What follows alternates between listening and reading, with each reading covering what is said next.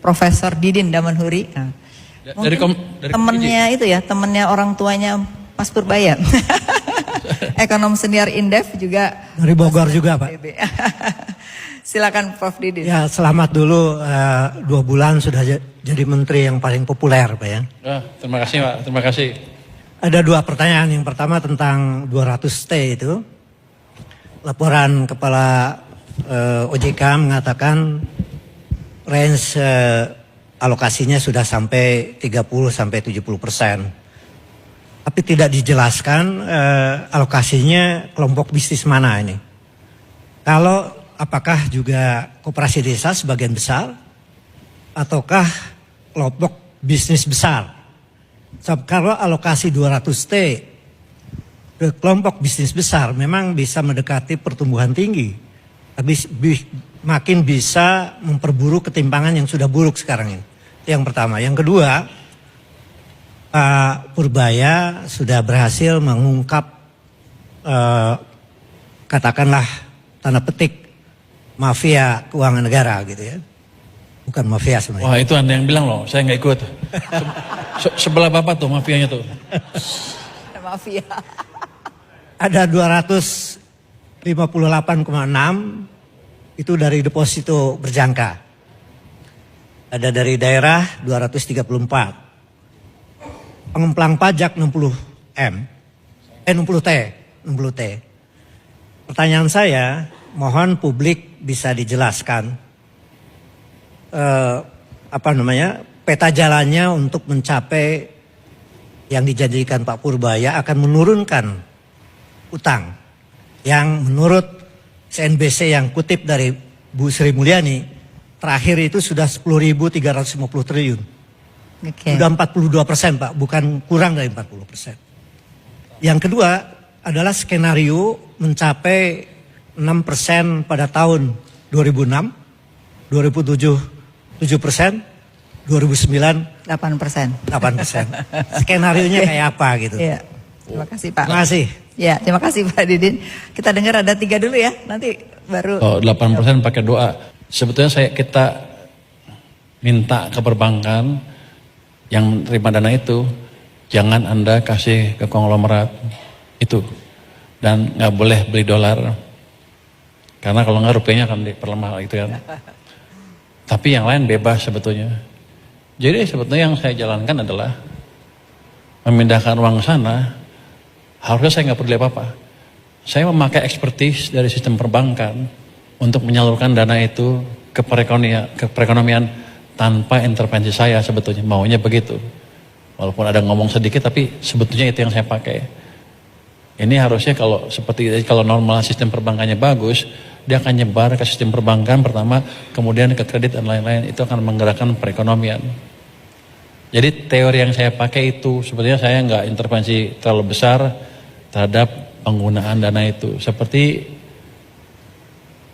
ada dana segar ke perbankan, jeder, dia nggak bisa naruh di bank sentral lagi, saya pesan ke bank sentral jangan diserap ya dana itu.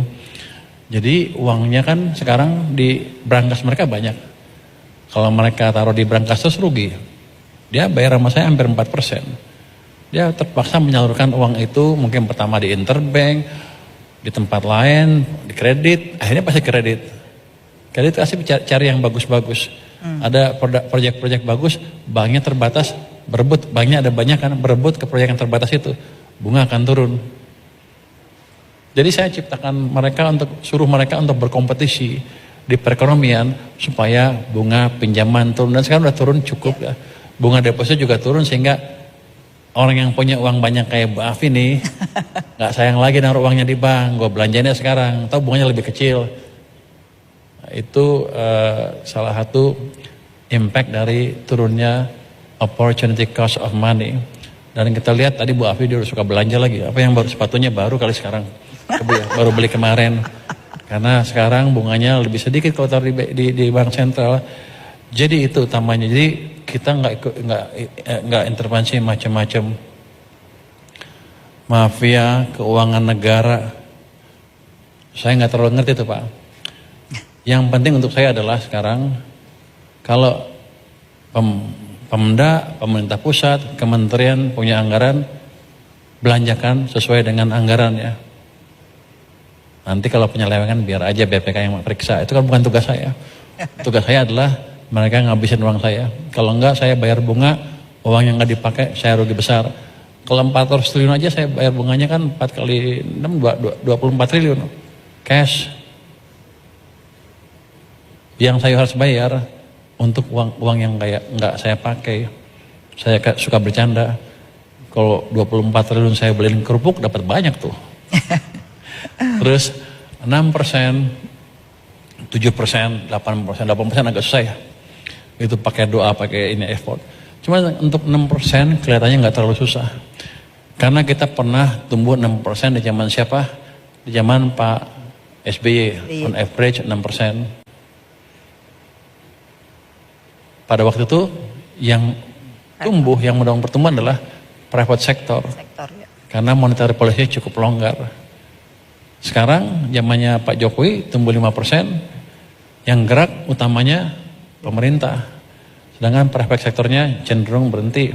Anda lihat laju pertumbuhan kreditnya, zaman SBY itu 22%, zaman Pak Jokowi cuma 7%, karena pertumbuhan orang di sana 17%, di sini zaman Pak Jokowi tumbuhnya ya 7% on average, ada titik-titik di mana tumbuhnya 0. Kalau saya hidupkan mesin swastanya tahun ini ke depan, 6% kira-kira dapat. Bisa. Yang pemerintah saya hidupkan juga mesin tambahan. Jadi nggak susah-susah amat. Belum lagi nanti kebijakan yang lain yang ini ceteris paribus loh. Dengan kondisi seperti ini, dengan sistem yang seperti ini, dengan pejabat-pejabat yang seperti sekarang, yang seperti belum berubah lah behaviornya dibanding dulu. Kalau saya perbaiki iklim investasi gimana? Akan lebih cepat lagi. Kita udah bentuk, Menko Perekonomian membentuk Satgas Percepatan Program Pembangunan ya, program unggulan. Di situ ada Satgas di Pokja di bottlenecking, Pokja 2 ya itu namanya. Nanti itu akan menerima pengaduan dari seluruh pelaku bisnis di Indonesia yang punya masalah, dan kita akan gelar perkara setiap minggu. Kita pecahkan masalah di situ. Jadi saya harapkan nanti iklim investasi akan membaik dengan langsung memperbaiki kendala-kendala di bisnis yang real. Kalau Anda lihat di kertas kan semua udah bagus. Anda tanya Febrio gitu, wah kita udah bagus, peraturan ini udah ada, udah lancar lah pokoknya di atas kertas. One window one stop policy, apalagi semuanya gitu. Pokoknya bagus lah. Tapi kan di lapangannya nggak begitu.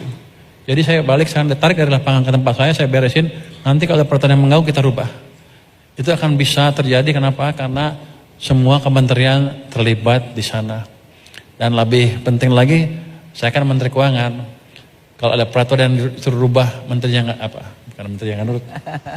Ada pejabat di kementerian itu yang mengganggu, ya saya potong anggarannya. Kan pasti jalan. Jadi ini bukan untuk saya atau bukan untuk yang lain, ini untuk ekonomi Indonesia. Saya udah bilang ke Pak Presiden waktu itu, Pak boleh nggak saya bikin tim di bottlenecking? Apa kerjanya? Begini Pak, gini yang saya ceritakan tadi. Ya udah jalankan katanya. Sampai sekarang disetujui, jadi sebelum nggak disetujui saya jalankan terus aja. Tapi bukan saya, itu dengan menteri-menteri Menko Perekonomian dan menteri-menteri yang lain. Jadi saya nggak jalan sendiri, takut juga dimarahin orang. Kira-kira gitu. Tahun depan 2027 dengan perbaikan ya saya dorong sedikit, saya bisa ngundang investor kan. 7% udah agak kelihatan. Kalau itu membaik, tahun depannya lagi kayaknya udah kekeker lah, 8% lah bisa lah. Tapi tentunya semua mesin ekonomi mesti bergerak. Moneter, fiskal, private sector, investasi domestik dan foreign. Itu yang membuat nanti kita akan tumbuh lebih cepat lagi. Masih banyak jurus yang lain, ini baru sedikit dulu. Nanti kalau mau tahu Bapak bayar dulu sama saya kasih tahu.